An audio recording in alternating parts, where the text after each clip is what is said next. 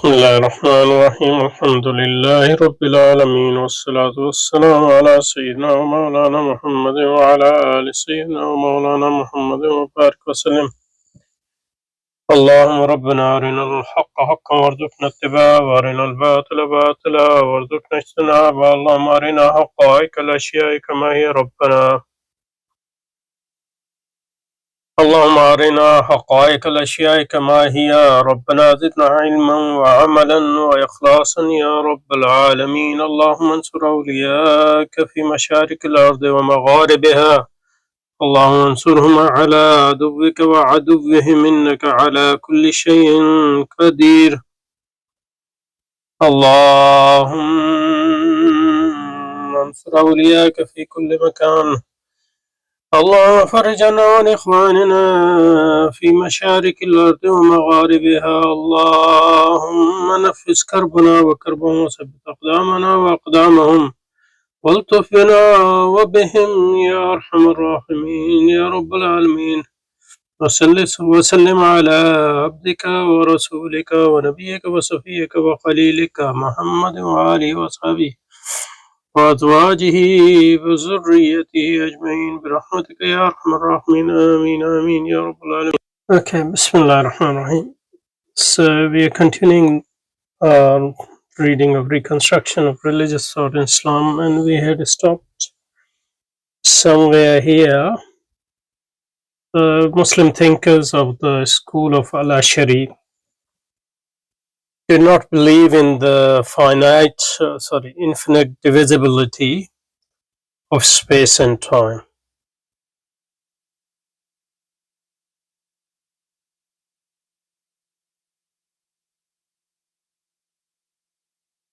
I mean, first we need to know what is their definition of space and time.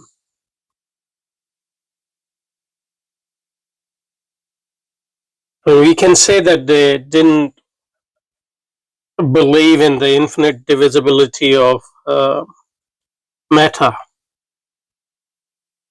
Later Asharis.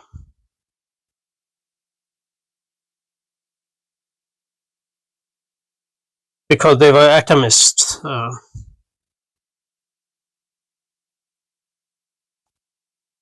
They thought that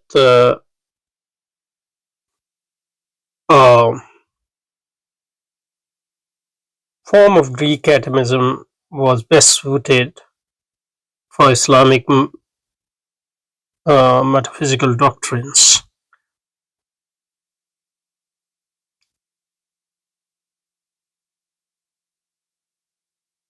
But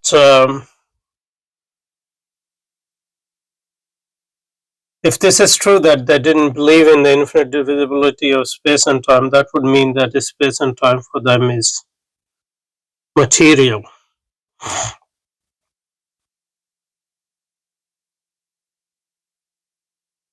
With them, space, time, and motion are made of points and instants. So space is made of points and instants, time is made of instants, and motion are made of instants as well, and cannot be further subdivided. Thus, they proved the possibility of movement.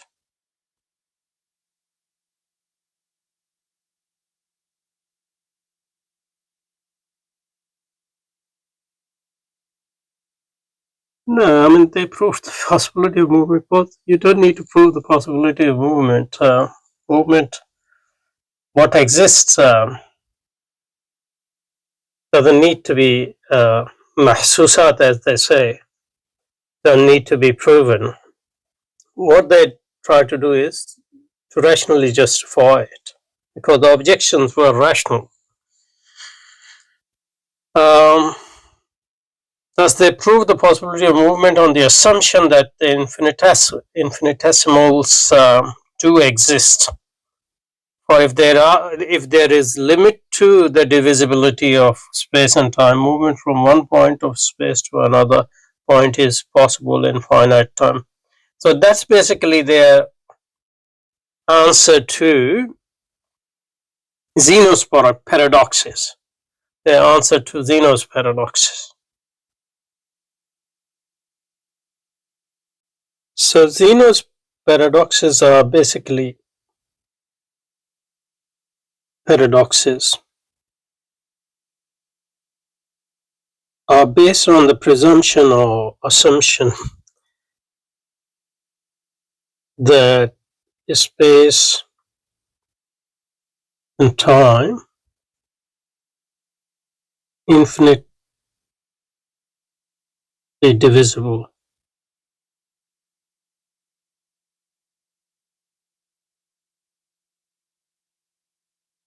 At least it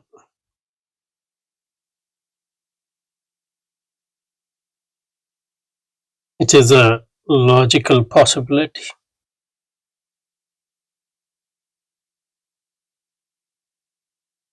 And if they are infinitely divisible, that means there are infinite points from A to B.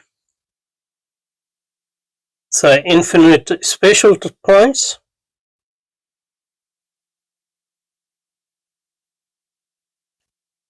and also infinitely temporal points. So T1, T2. So you would have to, move from A to B, you would have to traverse infinite number of points in space and time, which seems impossible or contradiction in time. So presumably Asharis obviously want to prove that motion is possible in this sense.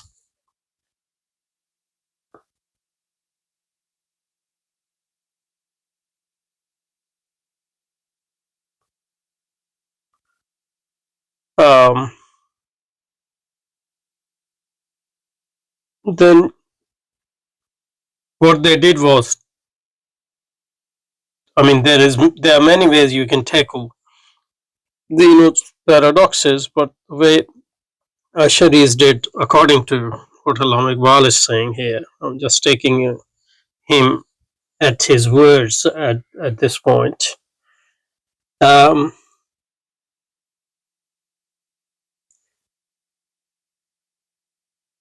So they deny that space and time are infinitely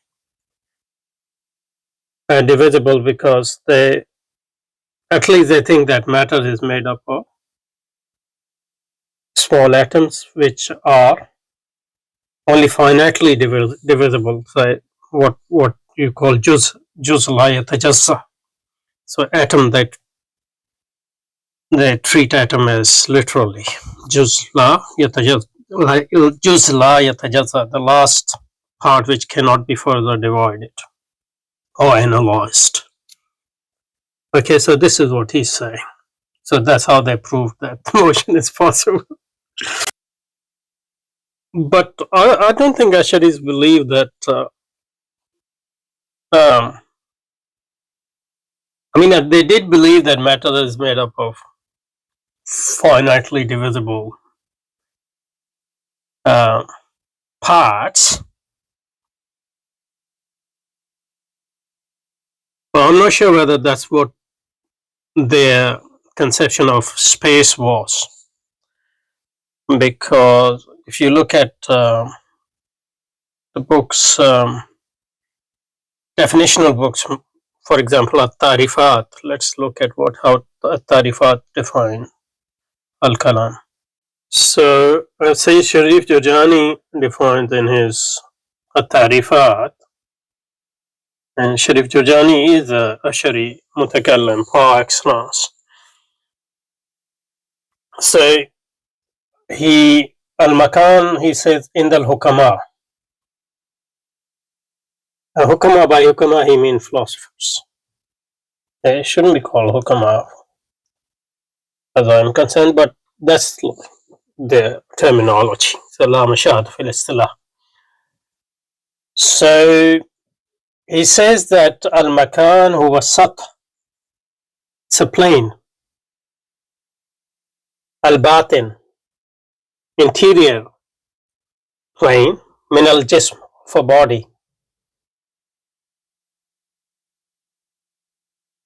al-hawi, which encompasses, al-mamas, massa yumasu, touches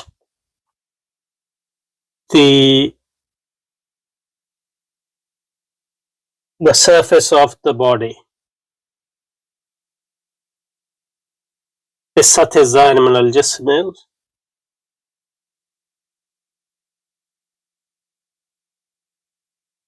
The saying is according to philosophers, but obviously what he means by according to philosophers he considers worth citing, otherwise there are many philosophical positions. No, and there were still in his time there were many philosophical positions. So in this it's a space is a interior surface from the body which encompasses the body and touches its upper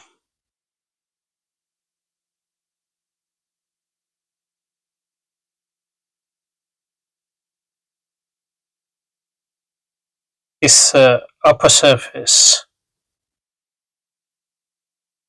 or mamas are adjacent to the upper surface of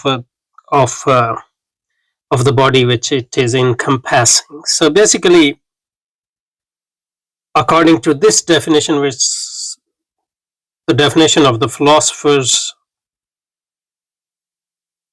space is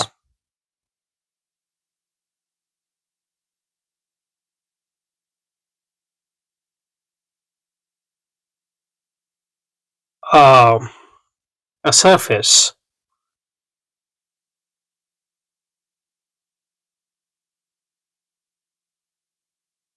which encompasses the and touches the subtle batin. So if this is a box, for example, a square box, so what is holding it and touching is that's the space, but that can be a floor, for example, and floor is held by a space which touches it and encompasses it. It's not very clear, but the definition of mutakallimin here makes this clearer. According to that, in the mutakallimin huwa al-faragh. The space is basically a room.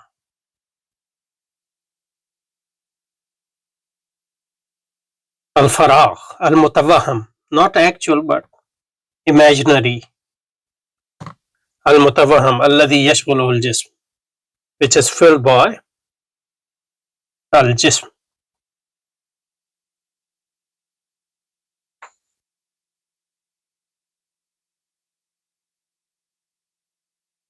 وَيَنْفُذُ فِيهِ أَبْعَادُهُ, and penetrate in it its dimensions. I'm not sure whether فيه هو الفراغ. So makan is space is faragh can be room and faragh can be emptiness as well. Probably that's what he mean here, emptiness. So that's the emptiness with an presumed or imaginary, or mohum is not really imaginary, but yeah, that's a close one. So it's emptiness which alladhi yashghuluhu al-jism, which is filled by the body.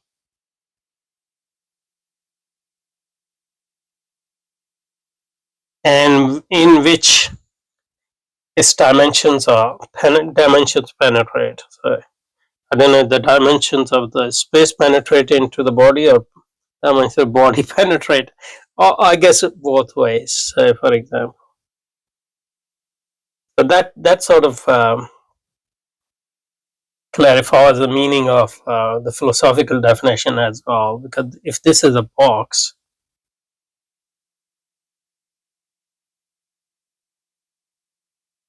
the emptiness which basically body occupies,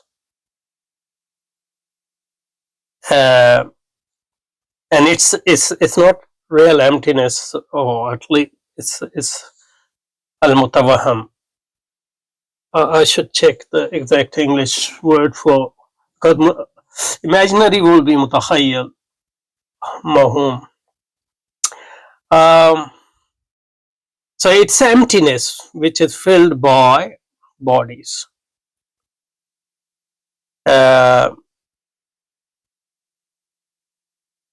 in which the bodies all dimensions are dimension penetrate. Okay, so that's the space in which this is. So this space is underneath, above, and all sides. That's the emptiness which is a space. Now, is this emptiness, according to Ashara, made up of matter or not?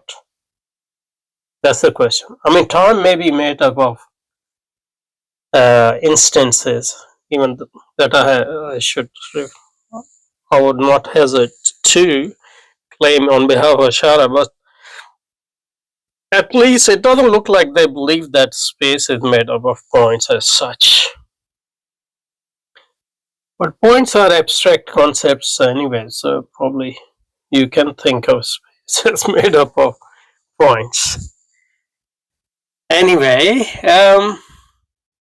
where were we? Okay. So let's read it again. So thus they proved the possibility of movement on the assumption that the infinitesimals do exist, like a small. I think that's what infinitesimal mean. Infinitesimal.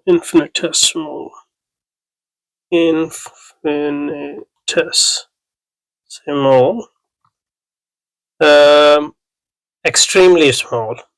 That's Oxford Dictionary. So tiny,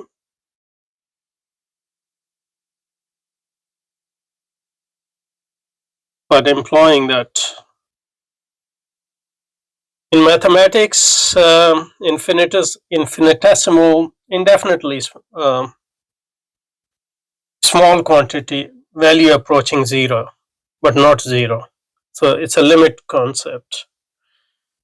It's from Latin, according to Oxford Dictionary, it's from Latin, infinitus. Infinitus.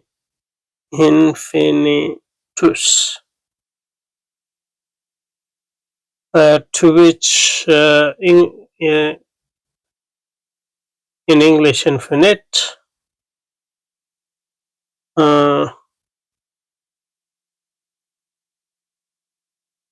and from that infinitesimal. 7th century, infinite, right? Infinitesimal means extremely small, literally, and in mathematics it means approaching zero, but not zero. It's a limit concept in that sense. Thus, they prove that possibility of movement in the assumption that the infinitesimals do exist, like atoms, which are not further divided. For if there is a limit to the divisibility of space and time movement, movement from one point of space to another point is possible in finite time. That's what we considered earlier. And here on 11, these are just references to Ashari atomism, like to English works. Tidebo atomic theory, Mohammedan Mohammedan atomic theory, and Encyclopedia of Religion and Ethics, MacDonald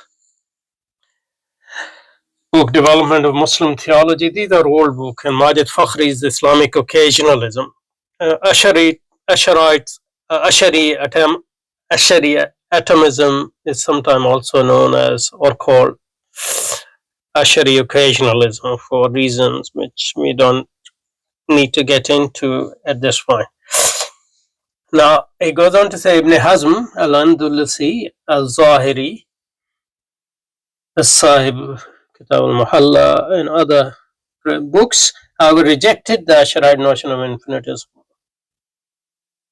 I don't know where did he reject it, but the editor has referred to a book called Kitab al-Fisal, which I don't know.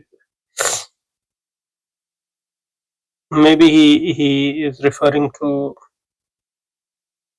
Ibn Hazm's book on Firaq, but that's not called Kitab al-Fisal. If it does, I don't know. Okay, so, but that's not very important. Ibn Hazm, however, rejected the Asharite notion of infinitesimal, and modern mathematics has confirmed this view through the conception of limits, I guess. Or no, and modern physics has proved that too. But that will be only true if we think that Ashari notion of atom was physical and not metaphysical concept. So the Asharite argument, therefore, cannot logically resolve the paradox of Zeno. I don't know what logically is doing there. It's because it's not just a question of logic, it's the question of the nature of space and time and matter and all those. Of modern thinkers, the French philosopher Bergson and British mathematician Bertrand Russell have tried to refute Zeno's argument from their respective standpoints. Wesley Bergson comes up with a different notion of